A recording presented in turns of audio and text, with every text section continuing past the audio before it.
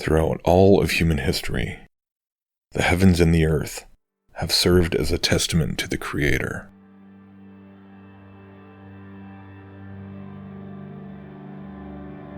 Day after day, the world in which we all live proclaims the undeniable reality of God. It constantly points us back to our dependence upon Him for everything we need to live. And it betrays our frail mortality. Every breath we breathe, a reminder of the very first, which God breathed into Adam, giving him life. Every step we take on the soil under our feet, a reminder that from the dust we came, and to the dust we shall all return. Every new morning that begins with the sun obeying God's command to bring the dawn again, has gently screamed the truth that we are not here on accident. We are not self-sufficient, and nothing we can collectively do can silence this testimony of God's incomprehensible artistry, engineering, and provision. But that doesn't mean that the enemies of God won't still try.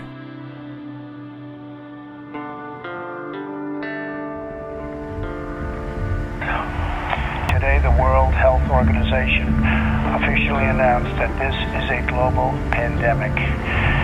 We have been in frequent contact with our allies, and we are marshaling the full power of the federal government and the private sector to protect the American people.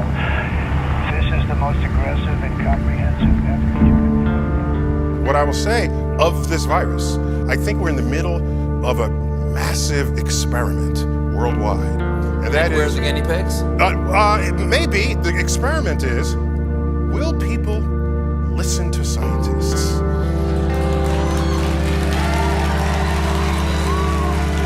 In this case, referring to medical professionals? In this particular case? Say Anthony Fauci over allergy and infectious disease. For example,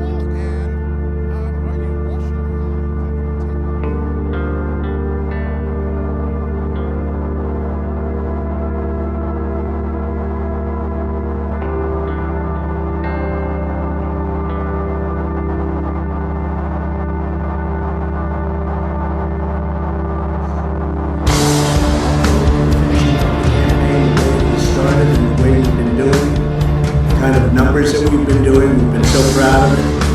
But this was something that happened, and it's happened to millions of people all over the world, and I'm fighting for them, not just in the U.S. I'm fighting for them all over the world. We're going to beat this coronavirus, or whatever you want to call it, and we're going to beat it soundly. So many things have happened. If you look at the therapeutics, which I'm taking right now, some of them, and others are coming out soon that are looking like, frankly, they're miracles. If you want to know the truth, they're miracles. People criticize me when I say that. But we have things happening that look like they're miracles coming down from God.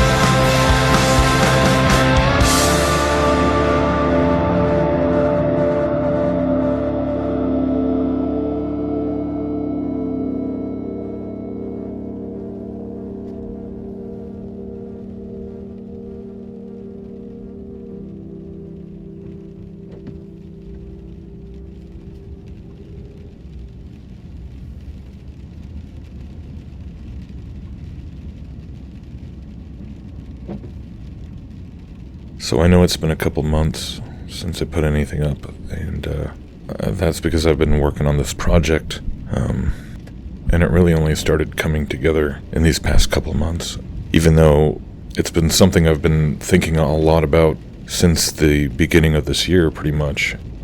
And for most of that time, I assumed it would just be another conventional type documentary. And as the year progressed and continues to progress, it wasn't so much a problem of not having anything to talk about. There's just so much, and just kind of being overwhelmed by the craziness of it all, and the bizarre mind-controlled reality that is almost impossible to get away from now. Not to mention the prospect of where it's all going. There's a lot of days where you're just feeling numb from it all. Even those of us who've been talking about it for however many years it's been. But when it got to the point of not just the downtown being boarded up and buildings set on fire, but seemingly half of the entire country is on fire and you don't see the sun for a week or two, that kind of just brought it to a new level of the surreal. I don't think I ever prayed for rain so much in my life, especially growing up in the Northwest. And I was coming home from the store, actually, and just kind of sitting there marveling at how happy I was just for rain. How beautiful the rain was and how pure it was. It just water from the sky, and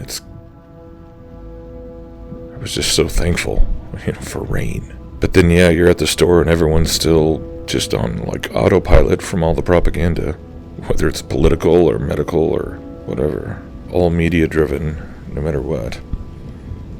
And it's logic has left the building. So, what a year. You're just kind of bewildered on top of troubled. But, so I'm just driving home in the beautiful rain, and I stop at a stoplight, and I look up at the car in front of me, and I see one of those, mock Jesus fish decals, and it's a little fish with feet, and it says science. And I'm just looking at that going, wow, that really kind of sums up so much of the insanity in terms of, the farther away you get from God, just the more upside down and inside out everything becomes. And it reminded me of Neil deGrasse Tyson's little comment there at the beginning of the lockdowns, the experiment about whether people will listen to science. And it's amazing how it really has proven to be the preeminent political party that that both sides, the red and the blue, the right and the left, all, for the most part, unflinchingly obey. And, it shows the false dichotomies for what they are. But that doesn't stop people from just digging in deeper into those camps and those false dichotomies. And so, really, kind of from that moment on, I was just thinking about how all these agendas that we've already been talking so much about, and now we see just kind of kicking into a whole nother gear, a whole nother level. And you can make a 10-hour documentary trying to break it all down to the nuts and bolts and never cover everything. But I was just thinking about how all of these agendas, really, if you boil them down to their root, their core, and in reality, they're all just attacks on the truths of God. And the more I started kind of thinking about it that way, and in terms of focusing on what are those truths and how ridiculous by comparison does the propaganda really reveal themselves to be when you put them in the proper perspective in that way. And the more I did that, the more sort of encouraged I was, and pretty soon I knew that was exactly what I wanted to try and encapsulate and try and portray somehow. And so it turned into something a little different.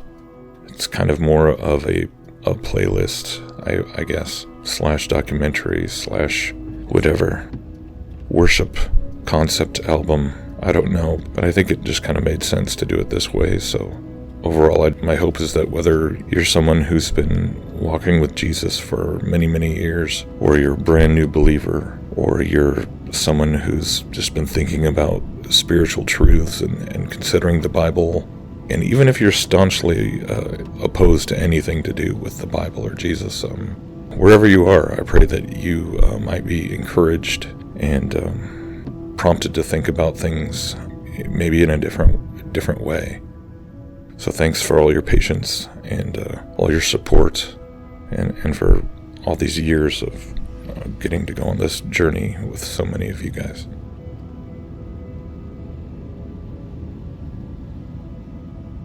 Okay, here we go.